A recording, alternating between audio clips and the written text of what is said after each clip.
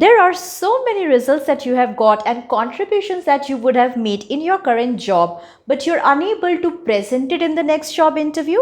In this training, I'm going to talk about how you can present your achievements to the recruiter in a structured manner in a way that the recruiter wants. These methods have been used by students in my paid corporate transformation program, helping them crack interviews with a 100% success rate. When was the last time you faced a job interview? Leave your answer in the comment section below. Your comments are valuable to this community. Before diving in, please subscribe and hit that notification bell to be informed whenever such awesome videos are published from this channel. Give this video a thumbs up if you're excited to learn more about successful job interview conversations.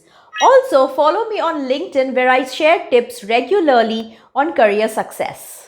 Hello, I am Madhurima, India's first 10x corporate readiness transformer.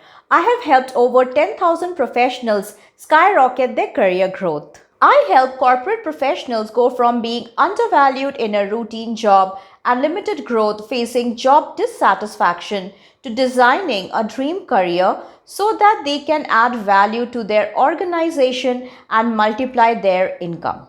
Interview conversation tip number 1. Say the most important thing first. Interviewers value recency and relevancy.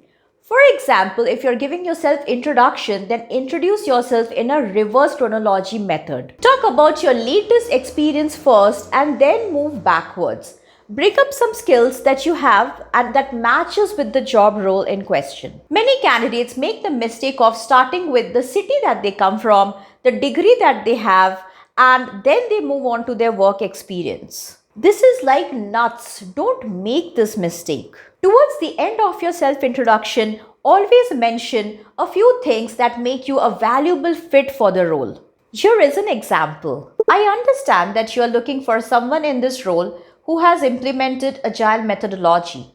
In my current job, this constitutes 30% of what I do. We primarily use agile to manage our projects.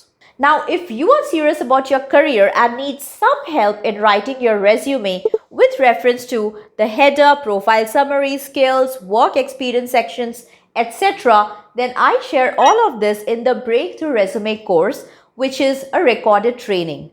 You can take this training at your preferred time and pace. You can access this course from the link given in the description box below. Interview conversation tip number 2. Always talk to the point.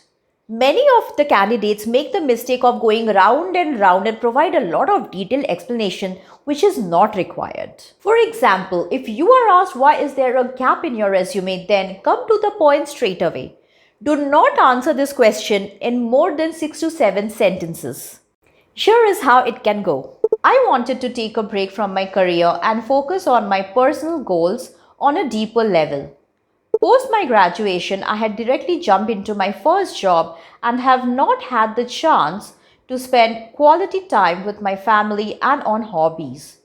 During this time, I paid attention to my close ones, picked up boxing as a hobby, and also traveled to places I always wanted to go. Also, I continued to keep myself abreast of the latest news and trends in my industry. I picked up and took courses that will help me when I come back to my career. Right now, I am completely recharged and more than ready to be back into a new job. If you look closely to this answer, then we not only just answered the question, but also took care of the recruiter's fear of checking our stability. Now, whenever recruiters see gaps in their resume, they think in their mind, will this person stay for at least 1 year after being hired, or they would just leave and go if they don't like the job? Interview conversation tip number 3. Ask for roles and responsibilities. Now, if you have not seen a detailed job description during your application process, then ask for it at the end of your self-introduction. You see, job description is a list of roles and responsibilities that would be expected of you after you join. Here is how you do it. Before we go ahead, I want to fully understand the responsibilities of this job. This will help me share relevant examples from my experience as I have worked in diverse fields. Now, in case you were handed a job description before your interview, then you still need to confirm those responsibilities.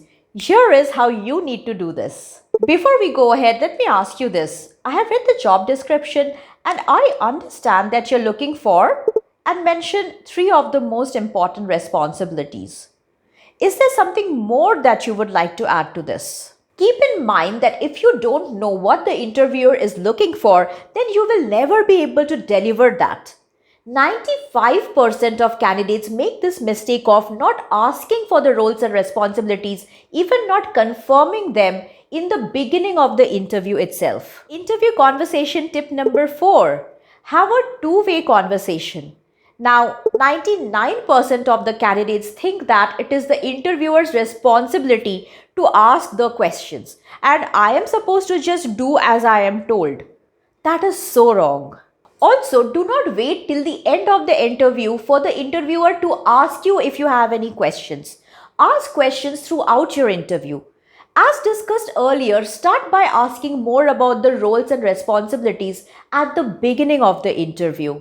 Here are some more sample questions that you can ask the interviewer throughout the interview. What does a typical day for an employee in this role look like? What are your expectations from an employee in this role for the first 3 months? What are the growth opportunities for an employee who has completed 1 year in your company? What does it take for an employee in this role to be successful? For an employee to grow in this company, what kind of qualities are required? During your interview, avoid asking questions about your shift, salary, cabs, etc. It's not the interviewer but the HR who can help you with all this. You can ask these questions once you are selected for the job. Interview conversation tip number 5 is to handle difficult questions gracefully.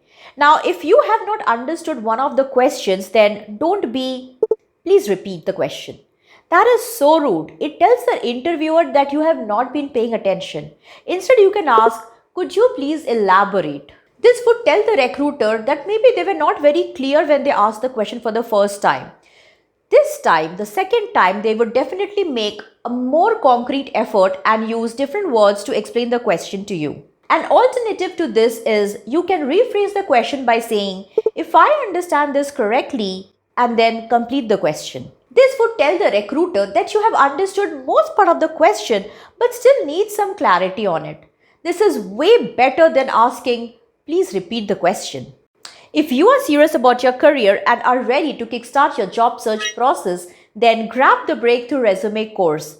It is again a 1-hour recorded training that you can take at your preferred time and pace. You can access this course from the link given in the description box below. So far in this training, we have learned some winning job interview conversation tips. Apply these learnings for massive career growth. Please subscribe for more such awesome videos in future. Share this video with a friend who could benefit from it.